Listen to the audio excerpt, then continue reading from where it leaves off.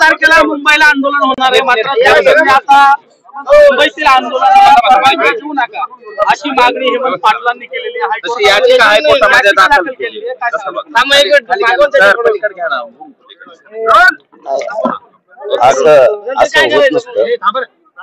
असं होत पण नसतं, कारण शेवटी कायदा आणि लोकशाही सगळ्यांसाठी.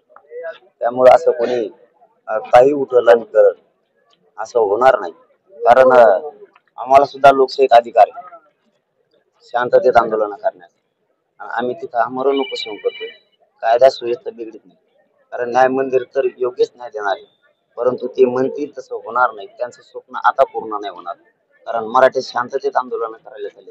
आमरण उपोषण नाही करायचं तर मग काय करायचं. यांनी कधी कायदा सुव्यवस्था बिघडली. मराठ्यांनी जाहीर आवाहन केलंय आणि मी सुद्धा केले, तिथं सगळ्यांनी जायचं तर शांततेत जायचं, शांततेत बसायचं. तुम्ही शांततेत आंदोलन नाही लोकशाहीत करून येणार, मग हे लोकशाही नाही म्हणून घोषित करा.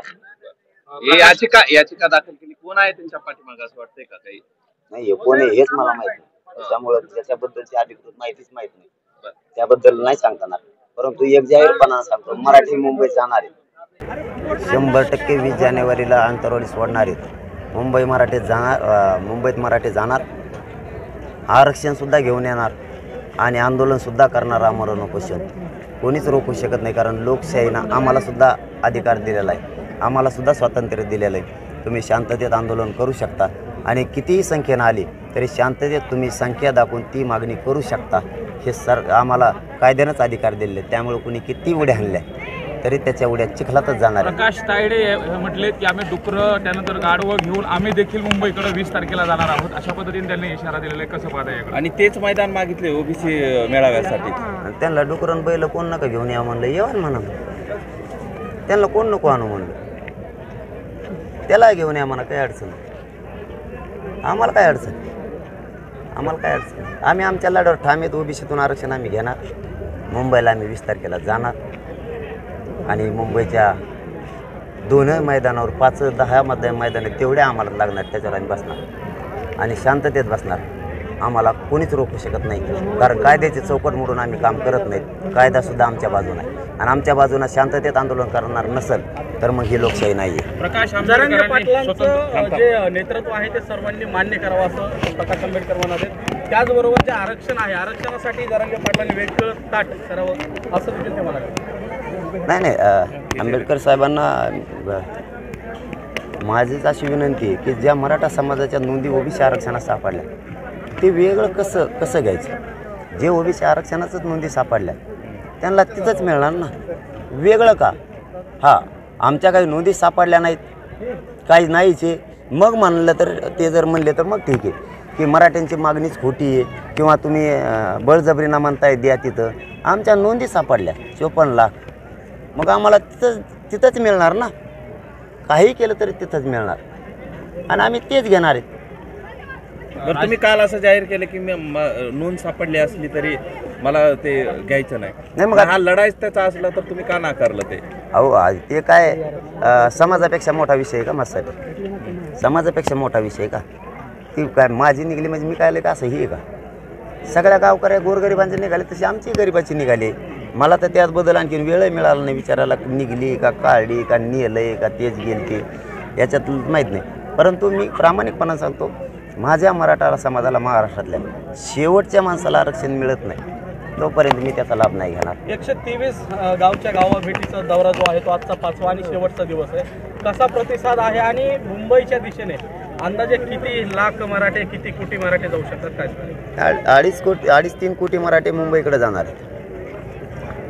सुरुवातीला जरी थोडी असली तरी मुक्कामाच्या हिशोबानं पुढं सहभागी होत चालणार आहेत की ज्याच्या त्याच्या हिशोबानं लोक.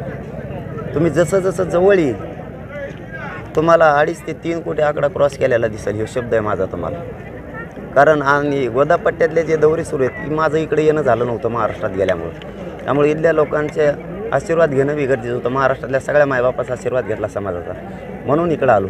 इकडचा प्रतिसाद असा आहे की माणूस शेतात बी नाही, घरी पण नाही आहे आणि माणसं ड्युट्याला सुद्धा गेले नाहीत. ज्या गावात कार्यक्रम आहे त्या गावात त्याच्या लोकसंख्येप्रमाणे 100% गाव हजर आहे आणि 100% मराठी एका ताकदीनं या आंदोलनाच्या पाठीशी सगळे मुंबईकडे निघणार आहेत. धन्यवाद. त्यांचं म्हणणं आहे की या मराठा आंदोलनाच्या पाठीमागे कुणीतरी आहे. नेमकं कसं बघता त्यांच्याकडे? ते प्रत्येक वेळेस वारंवार तशाच पद्धतीने सांगता की कुणीतरी हँडल करतंय, की कुणीतरी चालवतंय, असा त्यांचा वारंवार आरोप आहे. मग बरोबर आहे ना त्यांचं.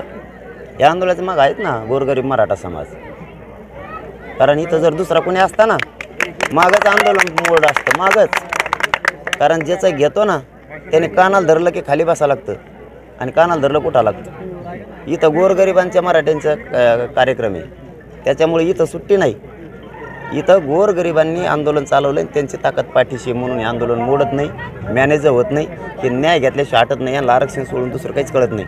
याचबरोबर माझी सर्व चॅनलच्या बांधवाच्या माध्यमातून विनंती आहे मराठा समाजाला की आपलं जसं सभेला ठरलं होतं तसंच यावेळी सई मुंबईच्या बाबत ठरलेलं आहे की पैसे कुणीही जमा करायचे नाही.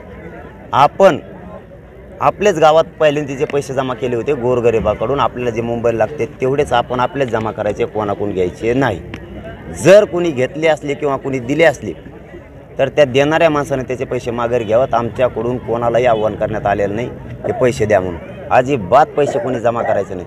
कारण हे आंदोलन पैसे कमवण्यासाठी नाही तर गोरगरिबाला न्याय देण्यासाठी. त्यामुळं माझी सगळ्यांना विनंती आहे पुन्हा एकदा परत माझ्या नावाने बॉम्बलायचं नाही. देणाऱ्याने त्याचे पैसे माघारी घ्यायचे नाही तर माझ्यापुढे उभा बी राहायचं नाही डबल. धन्यवाद.